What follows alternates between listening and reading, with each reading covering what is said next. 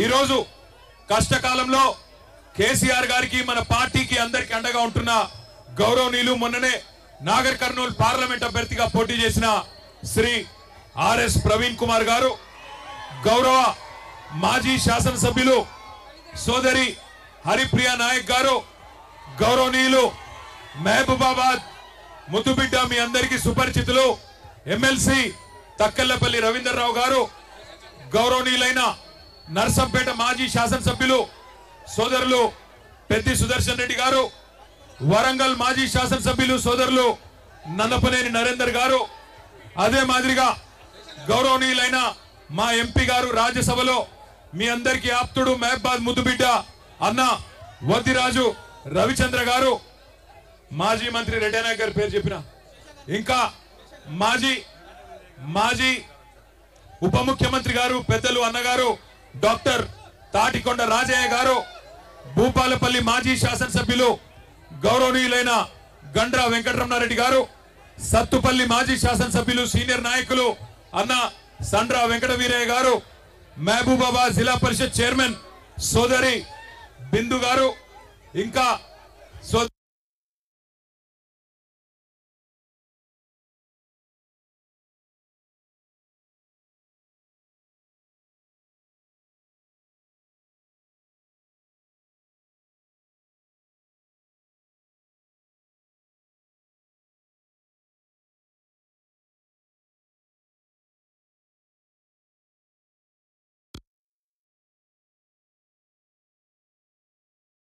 మహాధర్నా కార్యక్రమానికి మానుకోటలోని వివిధ గ్రామాల నుండి మానుకోట నుండి విచ్చేసిన మా అన్నదమ్ములకు, ఆడబిడ్డలకు, మా గిరిజన ఆడబిడ్డలకు, అన్నదమ్ములకు, పాత్రికేయ మిత్రులకు అందరికీ శిరస్సు వంచి హృదయపూర్వకంగా నమస్కారం. జై తెలంగాణ.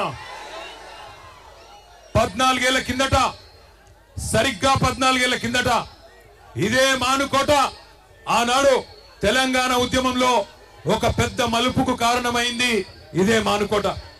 మళ్ళీ ఈరోజు ఈ కాంగ్రెస్ ప్రభుత్వానికి నియంతలాగా విర్రవీగుతున్న ఎస్సీ ఎస్టీ బీసీల భూములు గుంజుకుంటా ఏం చేస్తారో చేసుకోండి అంటూ విర్రవీగుతున్న ఈ కొత్త నియంత రేవంత్ రెడ్డికి బుద్ధి చెప్పేందుకు కదిలి వచ్చిన మా తోబుట్టువులందరికీ పేరు పేరున హృదయపూర్వకంగా నమస్కారాలు. అసలు ఏం జరిగింది లగచర్లలో మీకు ఒక్క నిమిషం చెప్పాల్సిన బాధ్యత మా మీద ఉన్నది. ఎందుకు వచ్చిన మానుకోటకు చెప్పవలసిన బాధ్యత మా మీద ఉన్నది. లగచర్లలో ఏం జరిగింది అంటే, కొడంగల్లో ముఖ్యమంత్రి గారి నియోజకవర్గంలో ఏం జరుగుతా ఉన్నదంటే, ఒక్క మాట మీరందరూ దయచేసి జాగ్రత్తగా వినాలా. 9 నెలలుగా లగచర్లలో, దుద్యాల మండలంలో, కొడంగల్లులో అక్కడ ఉండే గిరిజన రైతులు, అక్కడ ఉండే దళిత రైతులు, అక్కడ ఉండే బీసీ రైతులు తిరగబడ్డారు ముఖ్యమంత్రి మీద. 3,000 ఎకరాల భూములు, మరి పేద చిన్న సన్నకారు రైతుల భూములు ఫార్మా విలేజ్ కోసం అని చెప్పి తీసుకుంటానని చెప్పి ముఖ్యమంత్రి ఈ ప్రభుత్వం మరి కాగితాల మీద కాగితాలు కదుపుతుంటే, అక్కడ ఉండే మా లంబాడ అన్నదమ్ములు, మా బంజారా ఆడబిడ్డలు తిరుగుబాటు చేసిండ్రు. 9 నెలలుగా అక్కడ టెంట్ వేసుకొని ధర్నా చేస్తా ఉన్నారు. ముఖ్యమంత్రి, నువ్వు మా ఓట్లతో గెలిచినావు, మా మాట విను, ఈ నిర్ణయం మార్చుకో అని చెప్పిండ్రు. కానీ 9 నెలలకెళ్ళి ముఖ్యమంత్రికి టైం దొరకలేదు, ముఖ్యమంత్రికి సమయం దొరకలేదు. సొంత నియోజకవర్గంలో ఓటేసి గెలిపించిన అక్కడి ఆడబిడ్డలు, గిరిజన ఆడబిడ్డలను కానీ, అక్కడ ఉన్న దళిత అన్నదమ్ములను కానీ కలుసుకునే టైం ముఖ్యమంత్రికి లేదు. ఎక్కే విమానం, దిగే విమానం, ఢిల్లీకి పోవాలి రావాలి 28 సార్లు వేయండు, 28 రూపాయలు కూడా తేలేకపోయిండు. అట్లాంటి ముఖ్యమంత్రి ఈరోజు సొంత నియోజకవర్గంలోనే ఈరోజు తిరుగుబాటును ఎదుర్కొంటా ఉన్నాడు. మొన్న జరిగింది అధికారులకు వ్యతిరేకంగా జరిగిన నిరసన ప్రదర్శన కాదు. అధికారులు పోతే నిరసన వ్యక్తం చేసిండ్రు. అదే రేవంత్ రెడ్డి పోతే ఉరికిచ్చి కొట్టేటోళ్ళు మొన్న మా గిరిజన అన్నదమ్ములు. ఇది వాస్తవం. ఎందుకంటే మీకు తెలుసు, ఇదే భారతదేశంలో ఈయన కంటే నేను చాలా గొప్పవాడిని అనుకునే నరేంద్ర మోడీనే, భారత ప్రధానమంత్రినే సంవత్సరం పాటు రైతులు ఆందోళన చేస్తే ఆ నల్ల చట్టాలు వెనుకకు తీసుకోక తప్పని పరిస్థితి. అది రైతుల పవర్, అది రైతుల పవర్ భారతదేశంలో.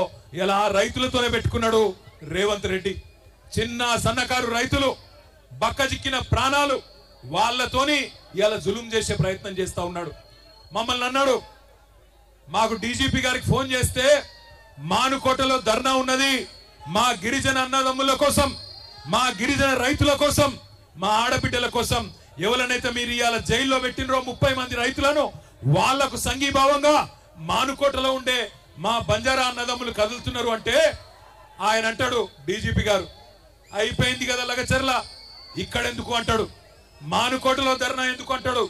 ఒక్క మానుకోటలోనే కాదు రేవంత్ రెడ్డి, ఈ రాష్ట్రంలో అవసరమైతే ఎక్కడెక్కడ బీద వాళ్ళు ఉన్నారో, ఎక్కడెక్కడ గిరిజన రైతులు ఉన్నారో, ఎక్కడెక్కడ మా దళిత అన్నదమ్ములు ఉన్నారో, ఎక్కడెక్కడ బలహీన వర్గాల అన్నదమ్ములు ఉన్నారో, మొత్తం 119 నియోజకవర్గాల్లో అవసరమైతే ఆ కొడంగల్ బక్కజిక్కిన రైతుల కోసం తప్పకుండా బీఆర్ఎస్ పార్టీ ధర్నా చేస్తుంది, కదం దొక్కుతుంది, కదులుతుంది.